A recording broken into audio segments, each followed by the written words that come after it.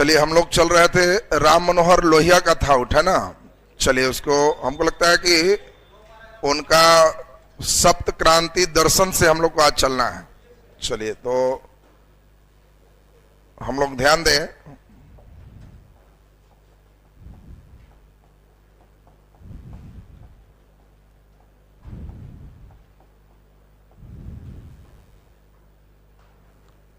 चलिए ध्यान दीजिए। साइंस टेक तो आज से शुरू हो गया सबका ना। कैसा क्लास, समझ में ठीक आ रहा ना? चलिए, तो धीरे धीरे सबका चिंता दूर होते जाएगा। पॉलिटी टीचर से भी बात हो गई, इनका खत्म होते ही फिर वो आ जाएंगे।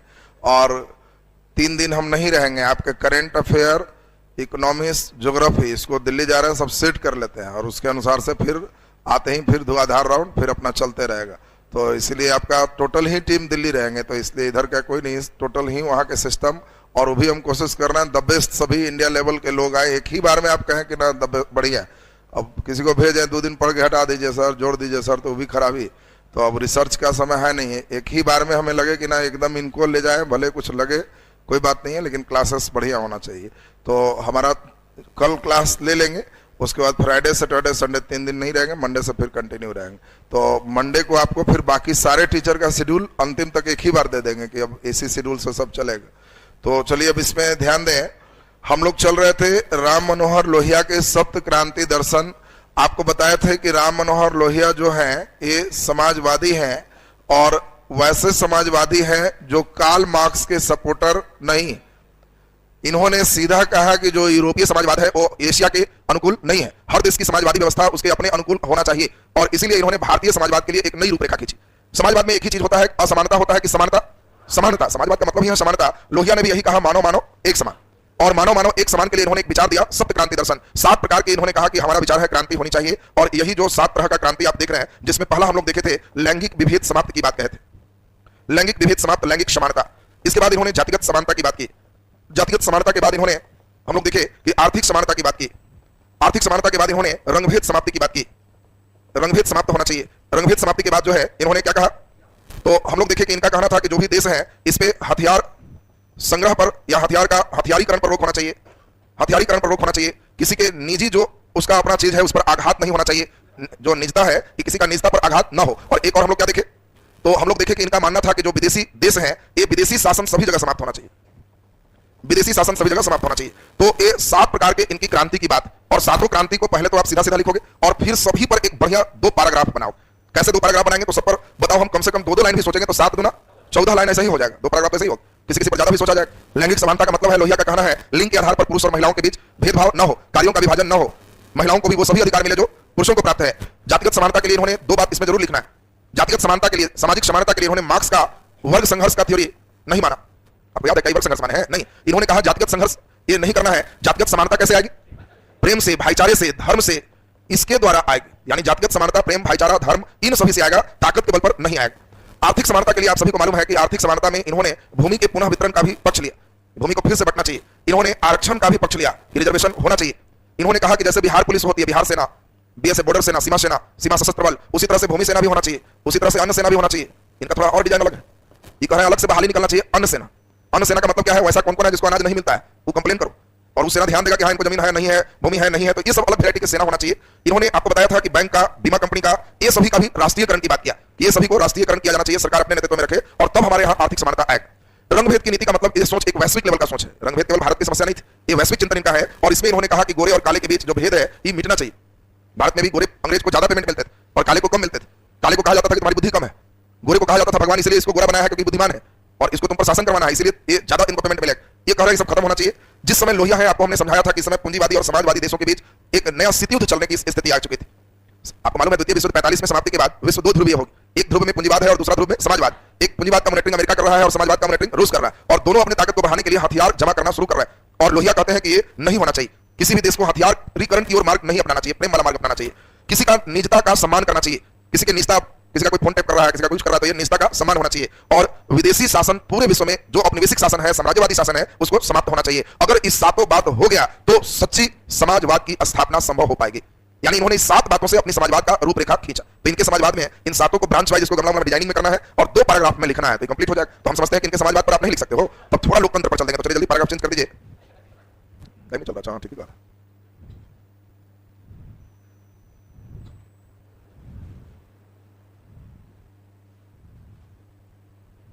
चलिए तो चलिए सही हो गया। नीचे लिखा जाए पैराग्राफ चेंज करके, देखिए पिछला पैराग्राफ में नाम लिखे थे उनका, नहीं लिखे, तो लिखिए राम मनोहर लोहिया ने जिस भारतीय समाजवाद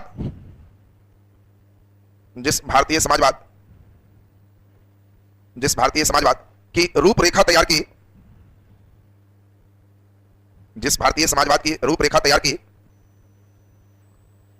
की, उसके मूल में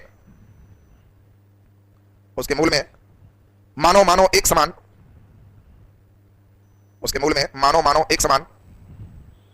के विचार सन्निहित थे। मानव एक समान के विचार सन्निहित थे।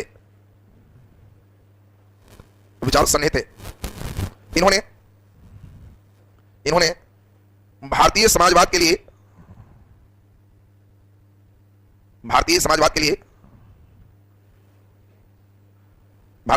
लिए सप्त क्रांति दर्शन दिया।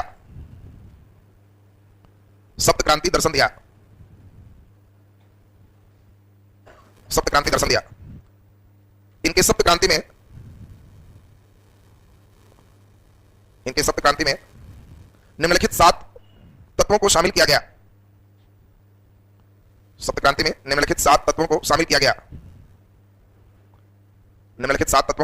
गया। नीचे डैश देके लिख दीजिए लैंगिक समानता, 7 को पहले लिख दीजिए आप, या डिजाइन उस तरह का बना लीजिएगा, लैंगिक समानता। नीचे डैश देखिए जातिगत समानता।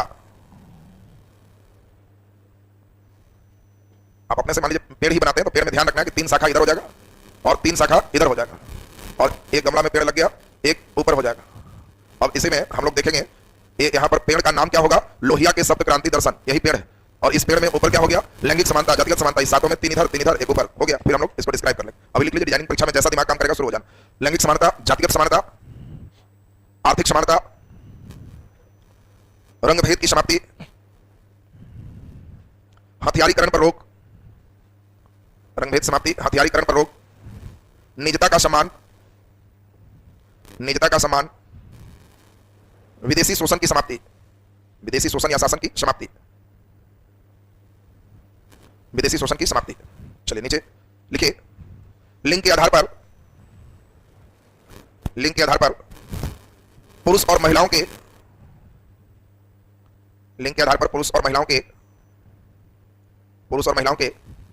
कार्यों के विभाजन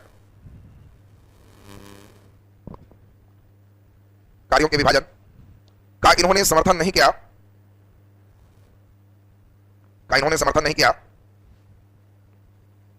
वे महिलाओं को वे सभी अधिकार दिलाने के पक्ष में थे।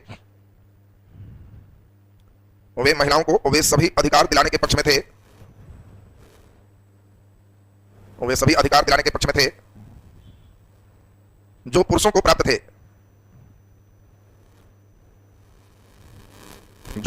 थे। वे जातिगत समानता के लिए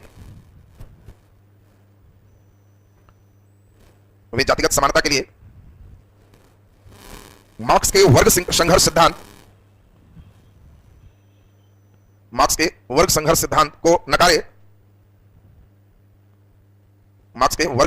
को नकारे। उन्होंने प्रेम और भाईचारा के आधार पर जातिगत समानता की बात कही। जातिगत समानता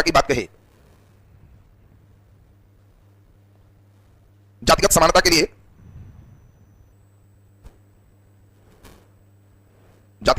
लिए वे अचानक क्रांति के पक्ष में न होकर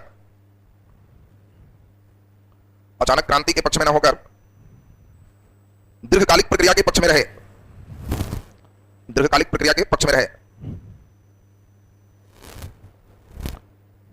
पैराग्राफ चेंज करके उनके अनुसार आर्थिक समानता लाए बगैर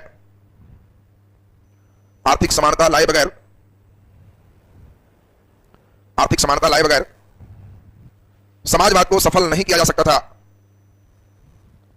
आर्थिक समानता लाए बगैर समाजवाद को सफल नहीं किया जा सकता था। समाजवाद को सफल नहीं किया जा सकता था। वे बैंक और बीमा कंपनी के राष्ट्रीयकरण के पक्ष में थे। राष्ट्रीयकरण के पक्ष में थे। उन्होंने भूमि के पुनर्वितरण पर भी बल दिया। भूमि के पुनर्वितरण पर भी बल दिया। भूमि के पुनर्वितरण पर भी बल दिया। पुनर्वितरण पर भी बल दिया। और वे भूमि सेना, अन्न सेना, भूमि सेना, अन्न सेना जैसे सेना निर्माण की बात कही, जैसे सेना निर्माण की बात कही, आर्थिक समानता के लिए, आर्थिक समानता के लिए उन्होंने आरक्षण का भी पक्ष लिया। उन्होंने आरक्षण का भी पक्ष लिया। पैराग्राफ चेंज कर दीजिए, पैराग्राफ चेंज करके लिख दीजिए। इनका सप्त क्रांति दर्शन, इनके सप्त क्रांति दर्शन का स्वरूप वैश्विक और मानवतावादी था। का स्वरूप वैश्विक और मानवतावादी था। का स्वरूप वैश्विक और मानवतावादी था।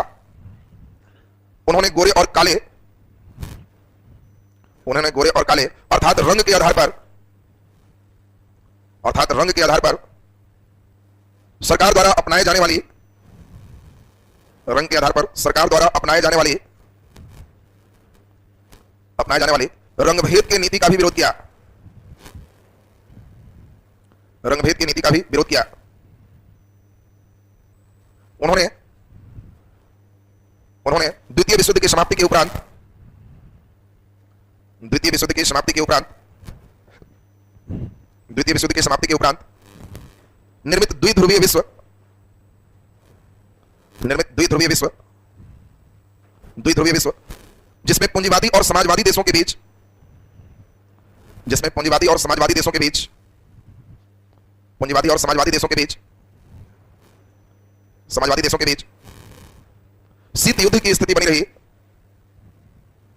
शीत युद्ध की स्थिति बनी रही और हथियार संग्रह करने का होड़ मचा रहा, और हथियार संग्रह करने का होड़ मचा रहा, हथियार संग्रह करने का होड़ मचा रहा। इसका भी इन्होंने विरोध किया।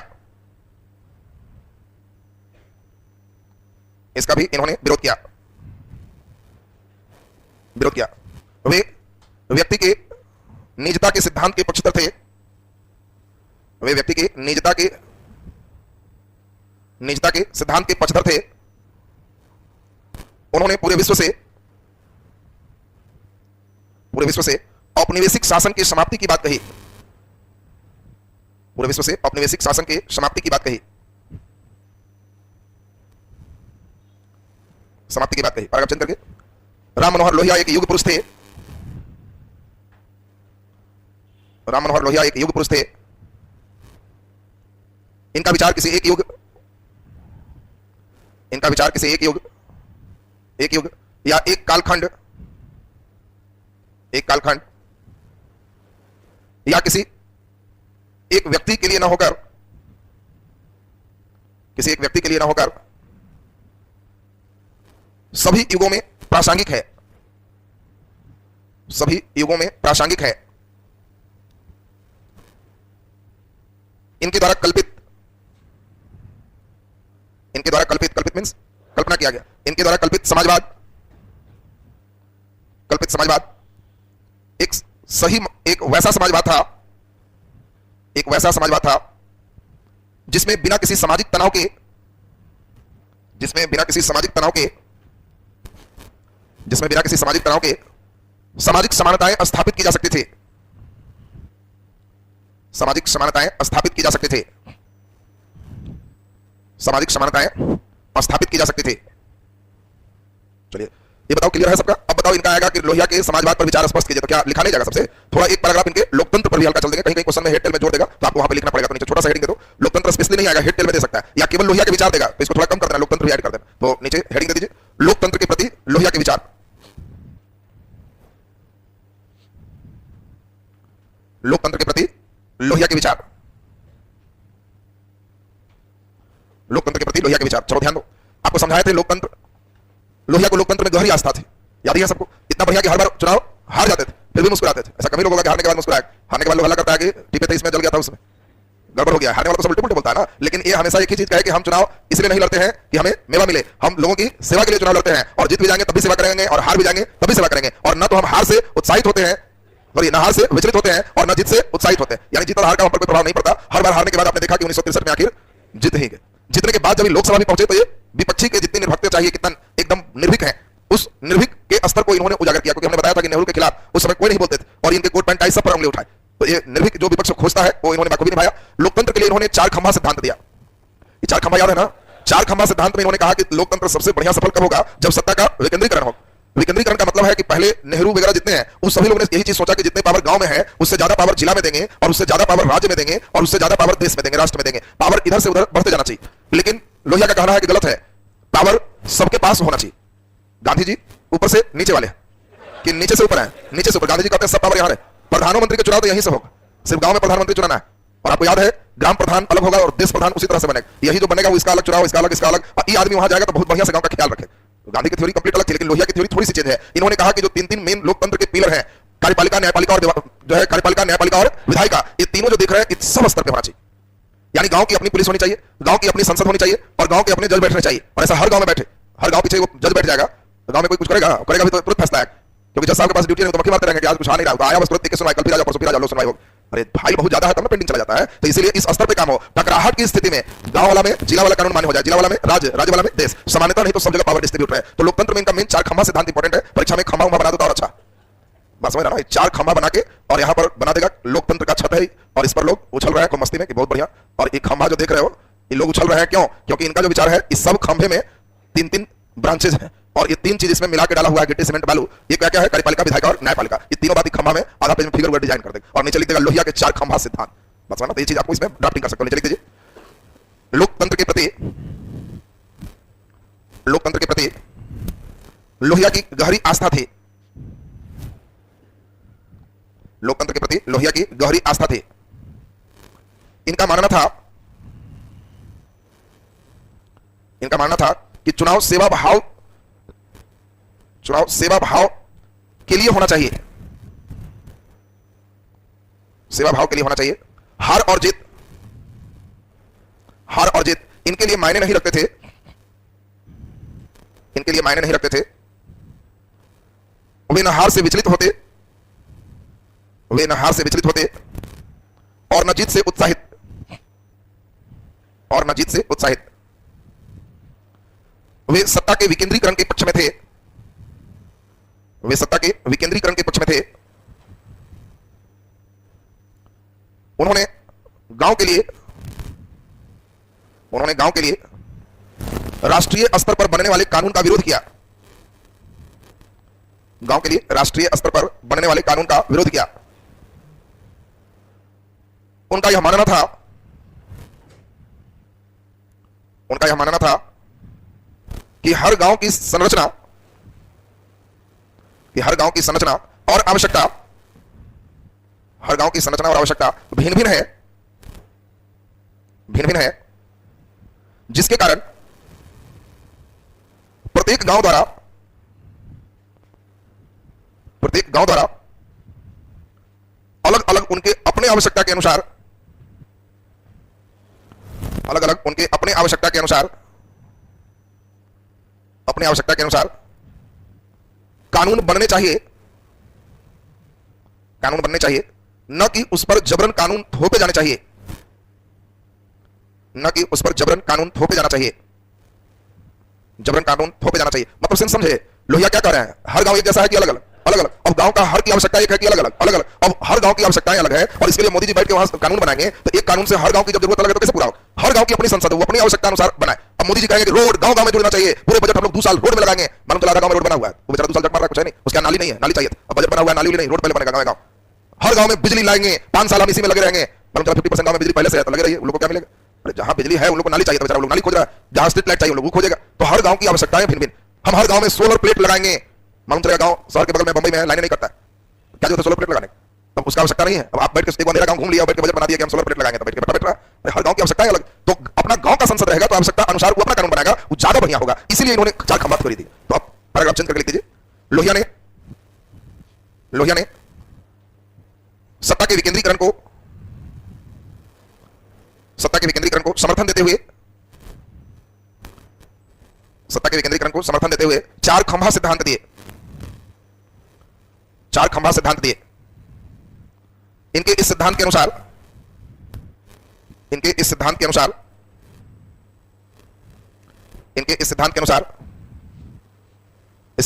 राष्ट्र को 4 भागों में विभाजित किया गया। 4 भागों में विभाजित किया गया, गांव, जिला, राज्य, देश। गांव, जिला, राज्य, देश। वे प्रत्येक स्तर पर विधायिका, कार्यपालिका और न्यायपालिका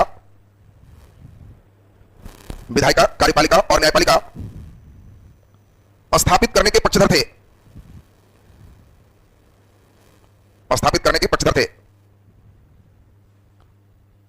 उनका यह मानना था प्रत्येक गांव अपनी आवश्यकता अनुसार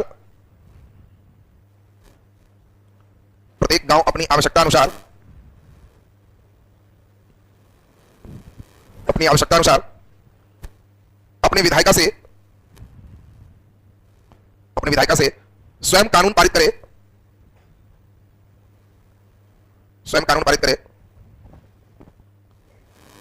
गांव, जिला,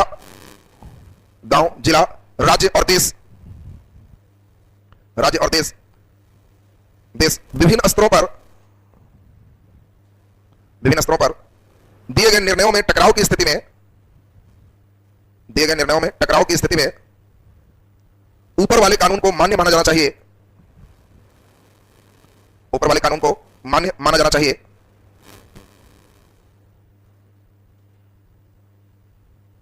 इस प्रकार की रूपरेखा से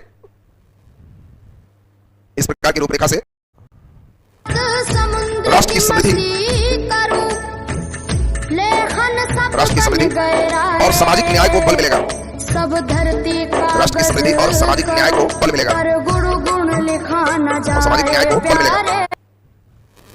चलिए, तो आज लोहिया हम लोग कंप्लीट कर लिए, तो लोहिया खत्म हो गया। कल के क्लास में आप लोगों को क्लास